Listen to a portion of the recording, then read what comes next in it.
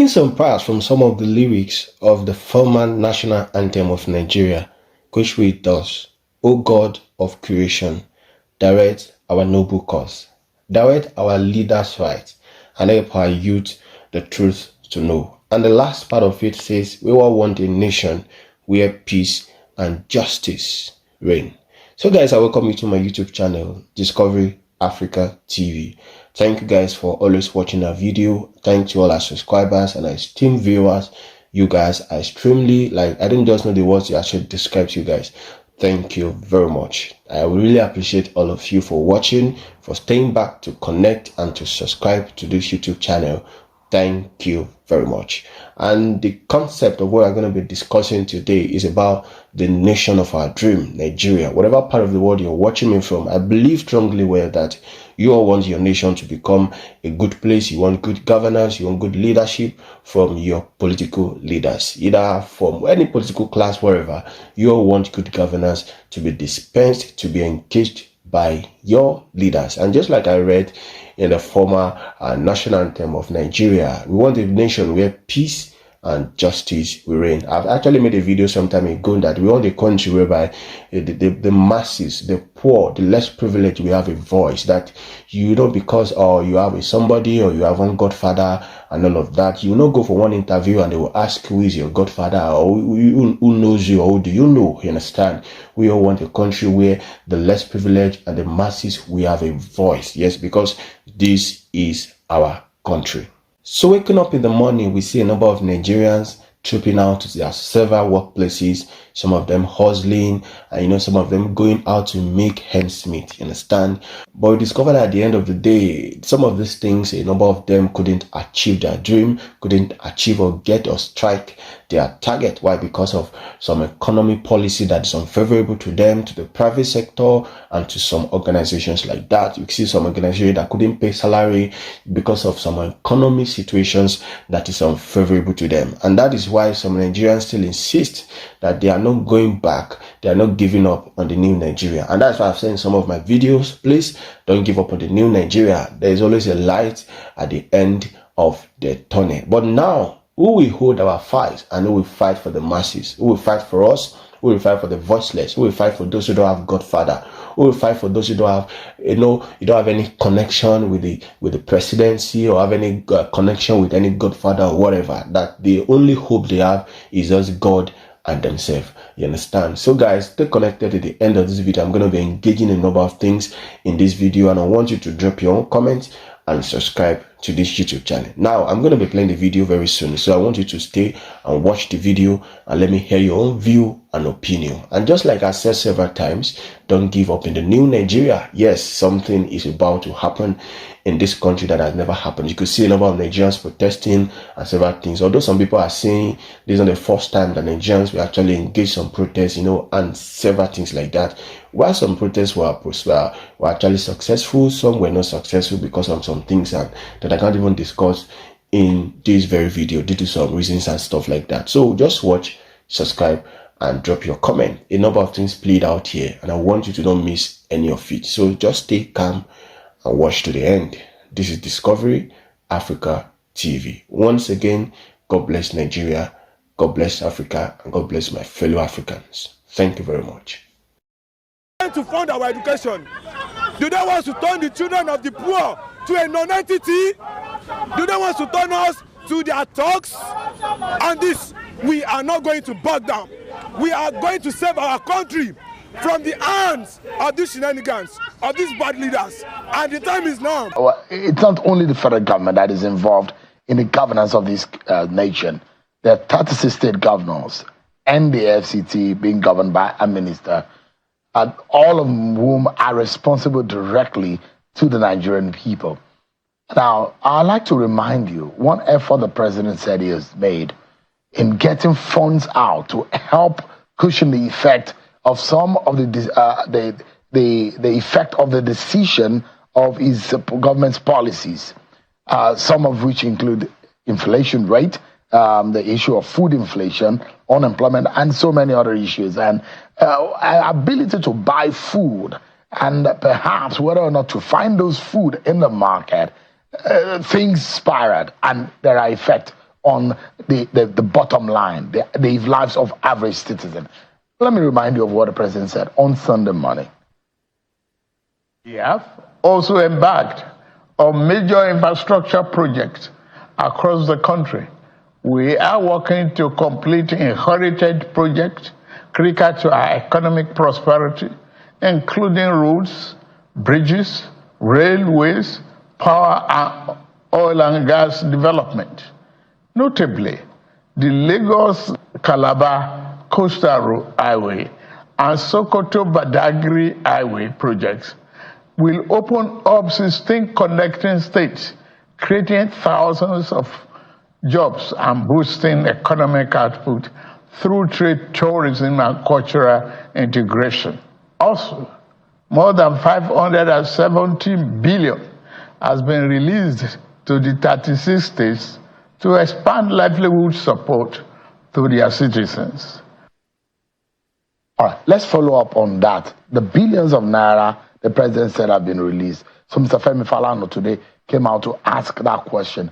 And these funds have not only been released under the Tinubu government, even from the Buhari era. Some of these monies have always also been released. Take a listen to, in part, what Mr. Falana said. He said, quote, in July 2024, the federal government released over 438 billion in reimbursement of 36 states and the Federal Capital Territory under the Nigeria Community Action for Resilience and Economic Stimulus Program.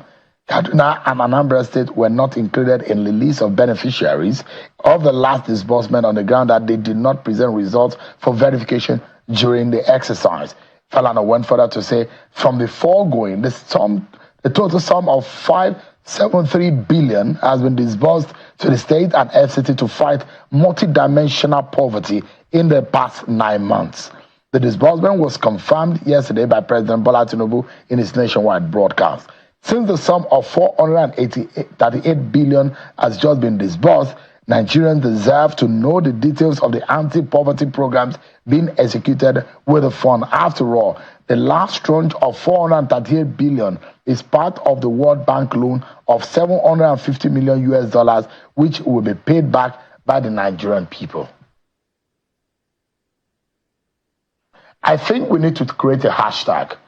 Hashtag, where is our money? The question is, from every state, there needs to be citizen engagement to the government of every state to say, where are these monies that you have gotten from the center meant to alleviate the poverty in the land, multidimensional poverty? 538 billion naira disbursed. 438 billion disbursed in the last few months. 578 billion in the last 9 months.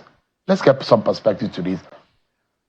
Alhaji Abaji Sani joins me. He's a presidential candidate in the last election and the national chairman of ADP. Thank you so much indeed. Thank you, sir, for having me. So there are a lot of end bad governors. But the question is that it is not only at the center, and it does look at the pressure is on the federal government. They are getting the message. As the state governments gotten the message, and the local government, the councillors, are they getting the message?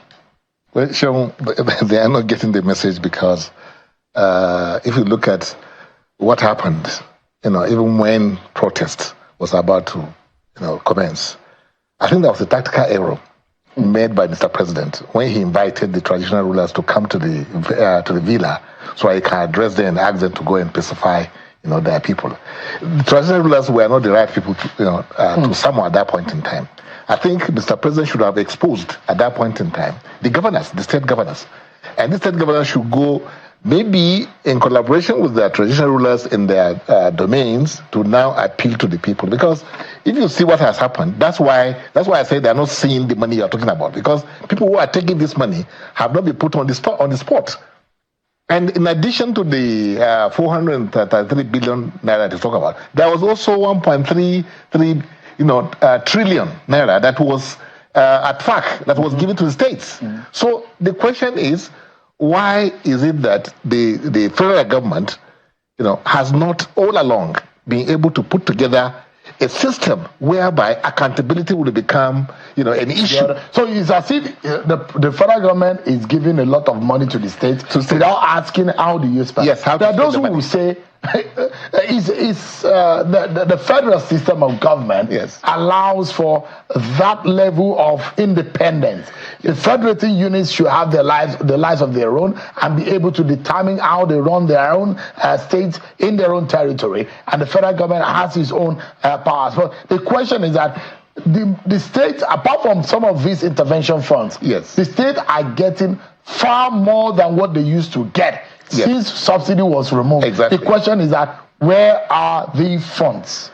The funds, like I said, I think the issue, is still, like you rightly pointed out, the Mr. President should put the governors, the states, on the spot. If you look at the Revenue Mobilization Allocation Fiscal Commission, of course, it says that money is given to the states because going by the sharing formula, which is in the Constitution. But where is the accountability?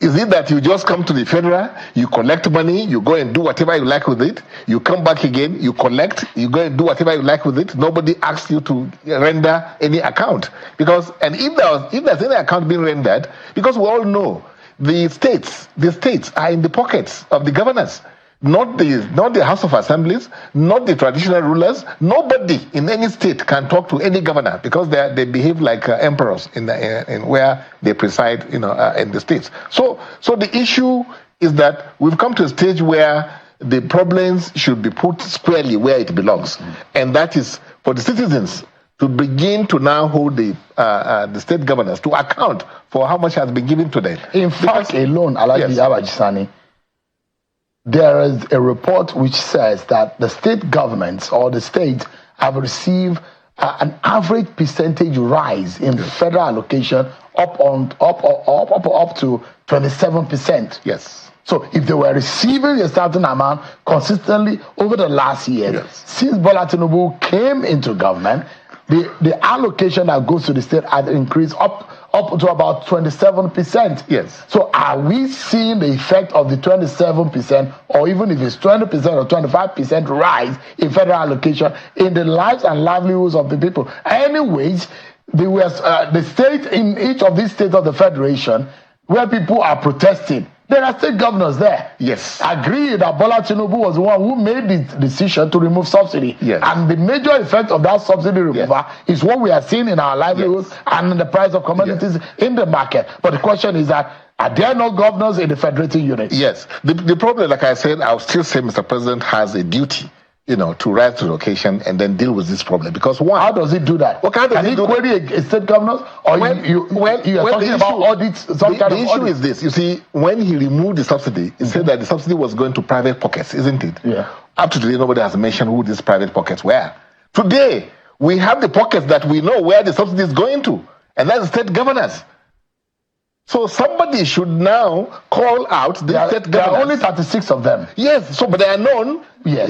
You can claim that the ones that were stealing our resources before the removal of subsidy, we don't know them. Nobody has been able to mention them for us, for up to this moment. But what about the trillions that is now going to the state governors? Why can't somebody now ask them to account? And of course, we have agencies. EFCC is there, ICPC is there, and the other agencies. Maybe they should swing into action. And the Nigerian people are there. Exactly. If some of these agencies are not rising up to the occasion, the Nigerian people have risen to the occasion. They've gone to the street. The question, and perhaps also poking in the minds of the average Nigerian, is this.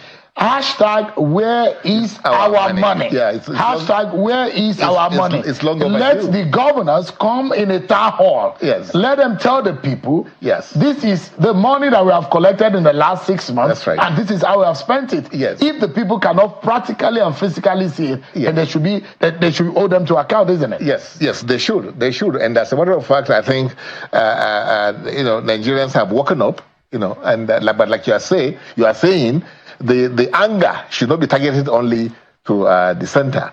In fact, if anything, the anger should be more to the state, the subnationals, and that's why you had the destructions and and the fury of this protest to be more intense in the north, because the north is suffering more, in silence. they don't know how to, who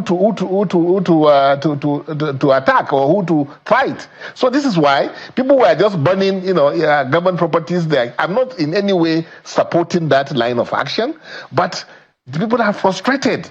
And if anything, the center should come on the side of the people, not asking well, that's another thing, another aspect of the whole protest. Mr. President should know that if there's anybody that is the culprit in this anger that you have on the land today, it is subnationals, that is the state governors. And we know how much is going to them.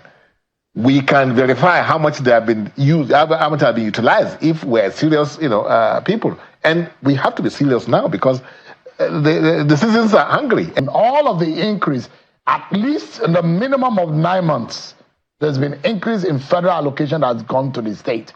The question is that if anybody is asking end bad governance, the Tinubu government, are they heard? What about the state governors? Are they heard also? Alhaji Abajisani has been speaking with us tonight. In wrapping up this conversation, Alhaji Abajisani, where do we go from here? We've seen this uprising in the northern region of the country, in Bauchi, in Kaduna, in Kano, in Jigawa, in most parts of the north. There seems to be that tension in the land. There are those who have drawn political undertone to some of this, but the fundamental is also the fact that times are hard. There is hardship, there is poverty. Where do we go from here? I think where we go is to become more and more conscious of the responsibility of the tiers of the government to ensure that accountability, becomes, a watchdog. A watchword that we must use. It's not enough to just say you're a state governor. Constitution has said that you can go and take money and do whatever you like with it, but there must be accountability.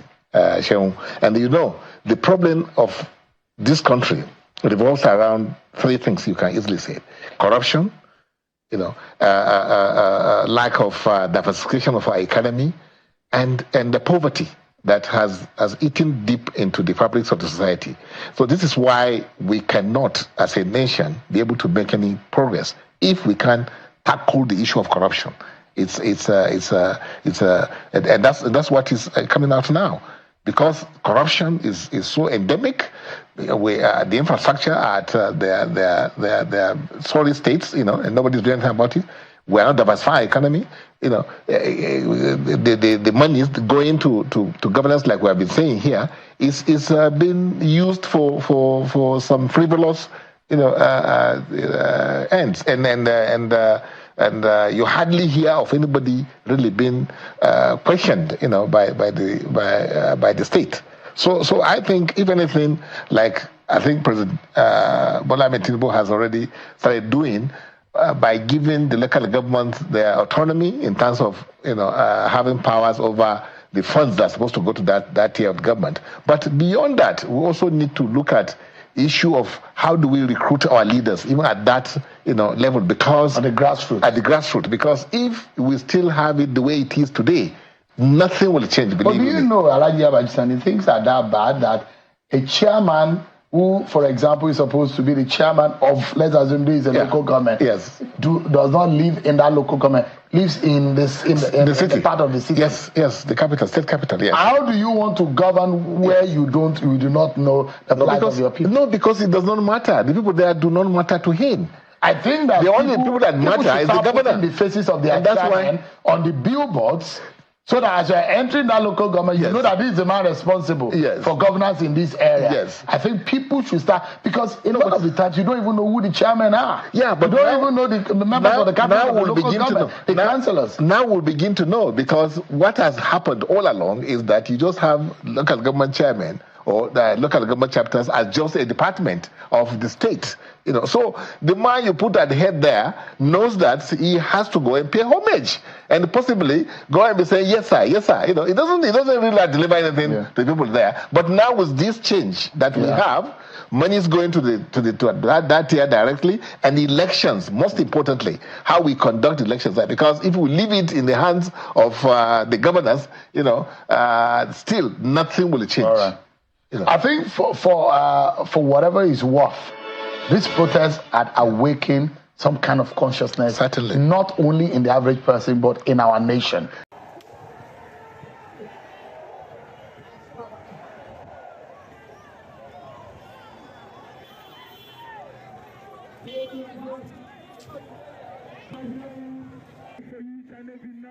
Across the